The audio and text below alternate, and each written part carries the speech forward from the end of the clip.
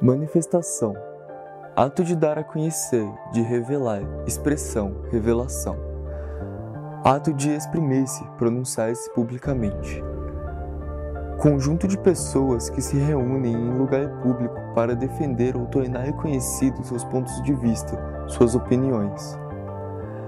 Ato de deixar transparecer um sentimento em sua atitude, em seu comportamento. Sintoma visto isoladamente ou associado a outro, que revela uma moléstia ou perturbação funcional. Meio por que Deus ou uma entidade espiritual se dá a conhecer no mundo sensível. Incorporação de uma deidade, entidade, orixá e etc., no corpo de um iniciado ou médium. Manifestação popular é uma manifestação, é um tipo de ação que acompanha a história da humanidade sempre. No Brasil, eu acho que elas acontecem em certa medida porque os movimentos sociais reivindicam aí um diálogo da não violência para a conquista de direitos sociais, políticos, civis.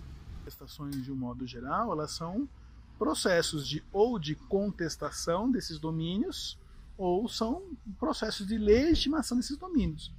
Então a manifestação ela acaba sendo um recurso utilizado tanto por quem domina quanto também por quem é dominado, né? Então é uma relação de um exercício de poder, é um espaço de visibilidade. Quando elas são assim, apenas manifestações, no sentido das pessoas nas ruas, manifestando as suas demandas, ela tem mais um sentido de pressão, né?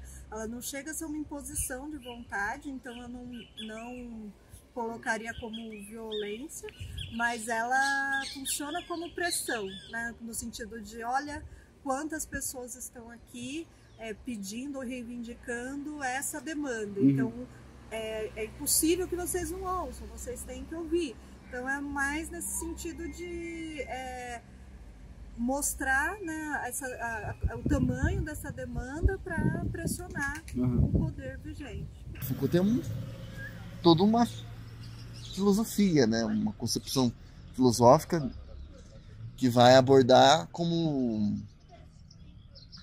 uma perspectiva, digamos assim, estruturalista da coisa, né? Que ele não vai focar, por exemplo, que a violência, a manifestação é ocasionada por esse grupo de indivíduos ou por esse indivíduo, mas tem uma estrutura que permeia a sociedade, um conjunto de relações que são estruturadas e que geram esse tipo de violência, né? Quando você tem uma barreira, por exemplo, que impede, ou você tem uma legislação que impede a formação de uma prática de movimentos sociais, com o discurso de que isso poderá gerar violência, elas são tanto simbólicas quanto materializadas, fisicamente e espacialmente, né? Até porque nós conseguimos mapear essas violências, né? E a violência em si não é só a violência armada, você tem outros tipos de violência, né? Por exemplo, quando eu impeço grupos de se expor, sejam em praças, sejam em locais institucionais de convívio, eu estou cerceando a liberdade. E cercear a liberdade do outro também é uma violência, sem precisar utilizar algum armamento. Não há assim, consenso nem explicação única, né, para a violência.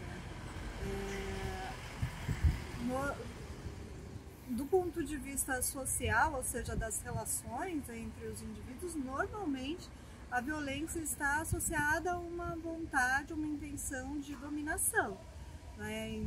De dominação que, quando não funciona de maneiras mais fáceis, mais simples, né, se recorre à violência. Então, se você quer impor a sua vontade de alguma forma e você não consegue fazer isso pelo convencimento ou por alguma forma de manipulação da vontade do outro, muitas vezes se recorre à violência. Tem um fundo histórico, né? A gente acaba sendo uma sociedade violenta e nós, né, enquanto pessoas também somos violentos, e o fundo dele, para mim, tem a ver com uma sociedade que se fundou na violência, né? Na escravidão, na relação do mando. A violência não é que é o Estado a fonte desse tipo de violência, né? É a própria estrutura da sociedade, algo mais profundo ainda, né, do que o Estado. O Estado é como se fosse uma manifestação disso, uma representação, um foco disso, né? Então não dá para dizer que o Estado é o detentor do poder de violência, assim. Não. Essas relações que geram a violência, por exemplo, elas estão espalhadas, digamos assim, pela sociedade, né? Existem vários focos. O Estado, digamos assim, é uma forma dessa, como aparece essa violência pra gente. Mas existem vários campos que de certa maneira produzem ou reproduzem essa forma de violência. A violência ela acaba inibindo, né, as pessoas de irem às ruas, né?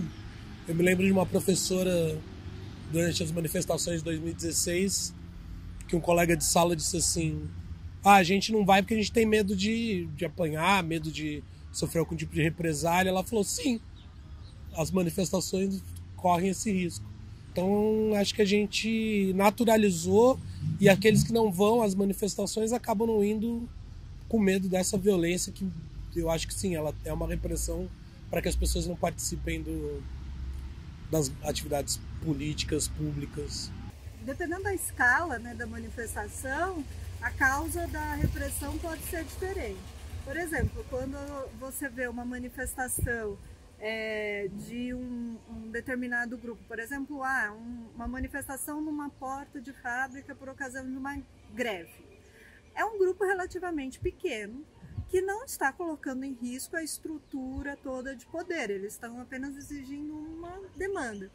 Quando se coloca a repressão em cima desse grupo relativamente pequeno, que não chega a representar uma ameaça, é muito mais no sentido, me parece, né, a análise que eu faço, é muito mais no sentido de dar um certo exemplo de que isso não deve ser feito, do que realmente uma coisa de evitar uma fissura, uma quebra na estrutura de poder. Agora, quando as manifestações são massivas e com demandas que podem mexer na base da estrutura de poder ou da estrutura econômica, de propriedade, aí sim a repressão, às vezes até mesmo as ditaduras, elas vêm como uma forma de evitar que a estrutura de poder seja alterada. Tanto que, por exemplo, você tem a polícia como braço oficial usando balas de efeito moral, com bombas, balas de borracha, você tem manifestante usando coquetel molotov, por exemplo, com garrafas improvisadas ou algum líquido inflamável, mas a violência é a mesma, entendeu? A condição é a mesma, até porque isso está relacionado com a própria ação do Estado. Esse modelo é um modelo de violência, então a gente não tem como esperar que os movimentos sociais vão agir de formas não violentas e pacíficas, porque eles já estão inseridos em um contexto social e cultural da própria violência do Estado. Então, é por condição, você vê um policial e você vê ele, a materialização da própria violência. Manifestações políticas revogam o sentido da palavra para a expressão de um inconformismo com a realidade, com o contexto, com o social, com a sociedade, com as condições, com o status quo, ou a expressão de uma demanda ainda no sentido de insatisfação com o que temos agora, com o que teremos no futuro, como as manifestações contra o aquecimento global. E essas são apenas hipóteses que tentam explicar um fato social e político. Político no sentido mais antigo e humano da palavra, um fato que pelo rompimento, pela fissura, busca às vezes um retorno à construção democrática, ao entendimento e à necessidade de mostrar uma voz, fazendo com que essa seja viva. Nesse último sentido, uma manifestação pode ser considerada uma língua, com suas formas específicas, com um direcionamento definido e uma condição da expressão do indivíduo. Assim como línguas devoram outras, a violência, uma expressão da necessidade de dominação em termos sociológicos, pode acabar se envolvendo com a manifestação, formando a censura. A censura explora uma opressão sobre as vozes, opressão que pode ser velada, violenta, lasciva, fatal, simbólica, linguística, física, mas todas com um único propósito: